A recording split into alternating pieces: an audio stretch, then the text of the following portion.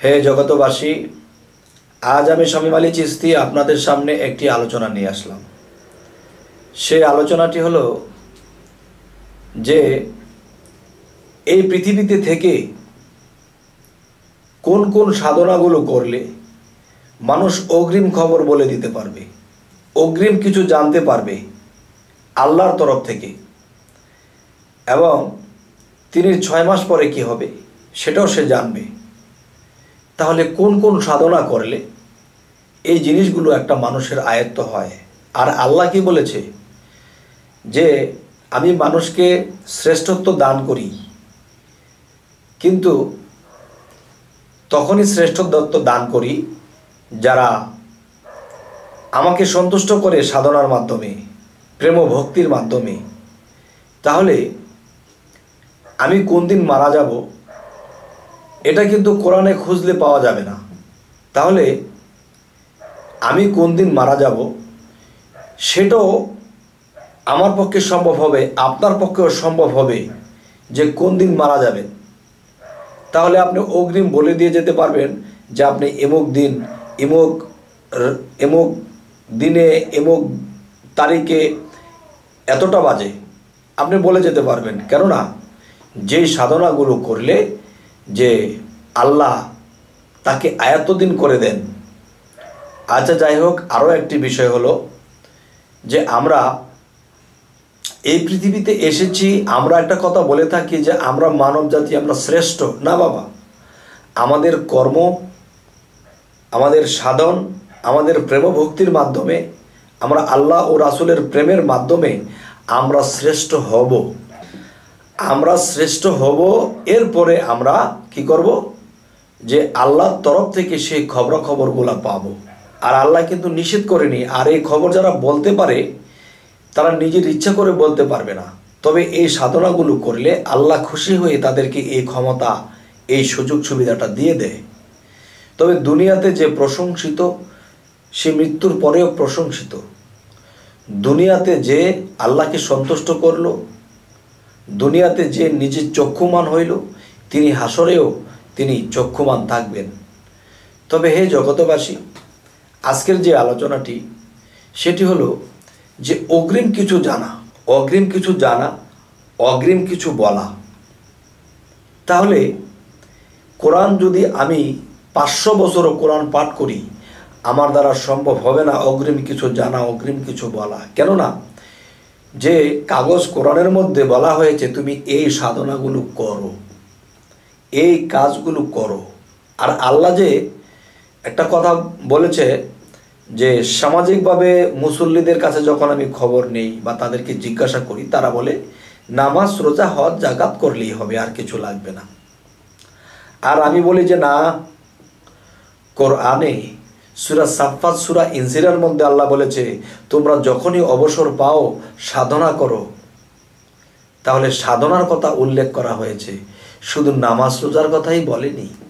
যে আজকের যে আলোচনাটি, যে আলোচনার মূল কি, যে কোন কোন সাধনাগুলো করলে আমরা আত্মার মুক্তি নিতে পারবো এবং আমরা অগ্রিম কিছু জানতে পারবো। সেই সাধনাগুলো আপনাদেরকে ইঙ্গিত স্বরূপ বলে যেতে পারি। খুলে বলার যে একটা বিষয়, যে আপনারা যখন ইঙ্গিতটা পাবেন তখন এই ইঙ্গিতটা যার যার মুর্শিদের কাছে পেশ করবেন, বাবারে আমাকে যদি দয়া করে এই সাধনগুলো দিতেন তো আমি করতাম, কীভাবে করতে হয়। তবে সেই সাধনার ইঙ্গিতগুলো আপনাদেরকে করব, জ্ঞানী লোকে এখান থেকে উঠিয়ে নিয়ে যাবে। আচ্ছা, সেগুলো হলো হাইতনা দাওয়ায় দিবানিশি, হয়ে যাওগে কামার পরা, শেষে যাবে লালবাজারে, 4 রঙের নিশানো রে, অগ্নির মতো ধুধু করে মধ্যে জিনিস ভরা, হে হরফের চাবি দিয়া সদায় গিয়ে ঘোরা, এই তালা খুললে নয়ন মেলে দেখবে সাদা 3 কোঠরা, এই 3 তালাতে 1 নাম ফুটে, হাহাকার এক শব্দ ওঠে, ঢেউ লাগে ত্রিবেণীর ঘাটে, দেখছে রসিক যারা, ভালোবাসা ভবের আশা মিটাই আছে তারা, কেন তোমরা দৌড়াইলে না দমের গোড়া।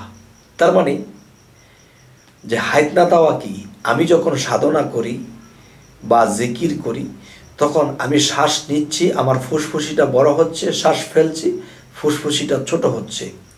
ফুসফুসি যখন আমি বাতাস নিচ্ছি তখন সে বড় হচ্ছে। তখন কি করব? আল্লাহ। যখন আমি শ্বাসটা ছেড়ে দেব, হু আল্লাহ হু। যারা এই জিকিরটা সর্বদা ভিতরে রাখবে, এই শ্বাস প্রশ্বাসের সাথে সর্বদা জিকিরটা রাখবে, তখন আল্লাহ সেই বায়ুর মধ্যে বসবাস করে এবং বায়ুর মধ্যে ভ্রমণ করে। তখন কিন্তু দেখা যায় সেই মানুষটি, তার বায়ু যখন ক্লিয়ার হবে, তখন সেই বায়ু যখন পবিত্র হবে, আর সেই পবিত্র বায়ুতে এসে আল্লাহ মিশে, সে কালবে মিশে, তখন বান্দার মুখ দিয়ে তা প্রকাশ হবে, যে প্রকাশ হয়ে যাবে যে তিনি যা বলে তা হয়ে যায়। 6 মাস আগের খবর সে বলে দিতে পারবে। তবে হে জগতবাসী, আরও একটি বিষয় হলো যে এই সাধনাগুলো করলে অবশ্যই অবশ্যই মানুষের দেহ পবিত্র হবে এবং তার বাতাস পবিত্র হবে। তখন পবিত্র বাতাসে আল্লাহ বিরাজ থাকবে, তার মুখ দিয়ে আল্লাহই কথা বলবে। সুবহান আল্লাহ। হে জগতবাসী, আরও একটি সাধন হলো যে আপনি যদি চান যে এই পৃথিবীতে এসেছি, আর জন্ম জন্মান্তরে আসতে চাই না, তাহলে সেই সাধনাগুলো আমি ইঙ্গিত করছি। সেই সাধনাগুলো আপনারা যার যার মসজিদের কাছে জেনে নেবেন। প্রাণারাম অভ্যাস করো সাধন পথে মন আমার, এর রেচক পুরো কুম্ভকৃতি লুপ্ত করো কাম্বিকার। এই পরের স্বর চক্রস্বর নিঘুমেতে করো ধ্যান, দম সমর্থে করো সাধন গুহ্যমূলে মূলাধার। সেই পদ্ধতি কুণ্ডলিনী ভজঙ্গল সেই রূপিণী, 3.5 পেজ দিয়া তিনি দৃষ্টি রাখছেন সহস্রবার। ঊর্ধ্বশ্বাসে চলে মোর বীজ মন্ত্র করি রোপণ, ছাড়াইয়ালাও ধরা সাধন দেখবে মজা চমৎকার। ডাকিনী যোগিনী নিয়া আছেন মা সুখে ঘুমাইয়া, ঊর্ধ্বশ্বাসে লও জাগাইয়া রুদ্ধ রাখছে ব্রক্ষদ্বার। চলরে জাহবীর কোলে সমাধিষ্ঠানে সরদলে, জম্প দিয়ে পর্গে জলে যদি মন জানে সাঁতার।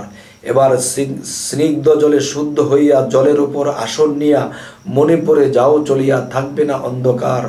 একটি ফুলের পাখি 10টা যদি হইতে পারো নিষ্ঠা, খাইবে বেসুমার। এই অগ্নিকুণ্ডের কোলাহলে কান ফেটে যায় ভূমণ্ডলে, ঝাঁপ দেওগে সেই চিন্তা দলে যদি ইচ্ছা থাকে কার। এই আলাজিব্বা দুদু করে যেজন সাহসের জোরে, দম রাখিয়া পুরে মরে অগ্নি হয় তার দাবেদার।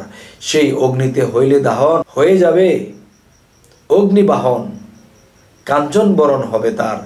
এই হৃদয় পদ্ম অনাহত 12টি দল রয় পবিত্র, নারায়ণ বিরাজিত বায়ুতে তার হার বিহার।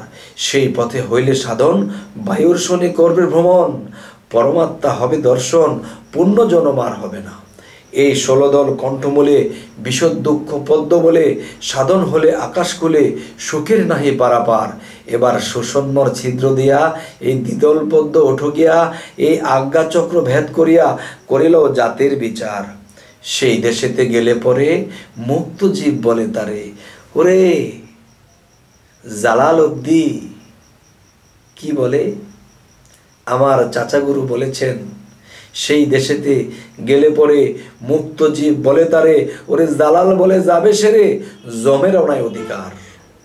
শরীয়তের দৃষ্টিতে বলতেছে আজরাইল যদি আসে 1 সেকেন্ড সময় দেবে না, কিন্তু যারা সাধনা করে নিজের আত্মাকে আয়ত্ত করেছে, তখন আজরাইল এসে তাকে একটি সালাম জানাবে।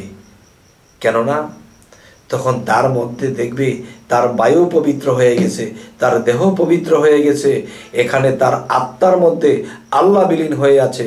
তখন কি আল্লাহর সাথে কি বেয়াদবি করবে? তখন সেই ব্যক্তি সম্মানী হয়ে যাবে। তার মৃত্যু এমন সুন্দর মৃত্যু হবে, মৃত্যুর সময় সে বলতেই পারবে না তার মৃত্যু হয়ে গেছে, এত আরামের সাথে হবে। যাই হোক, হে জগতবাসী, তো আমরা পরবর্তীতে আমাদের এই ভিডিওগুলো যদি আপনারা পেতে চান, তো অবশ্যই সাবস্ক্রাইব করে রাখুন। তো পরবর্তীতে আপনাদের সাথে আমাদের সাক্ষাৎ হয়ে যাবে। তো আজ এই বলেই রাখবো, সকলেই ভালো থাকবেন। আল্লাহ হাফিজ।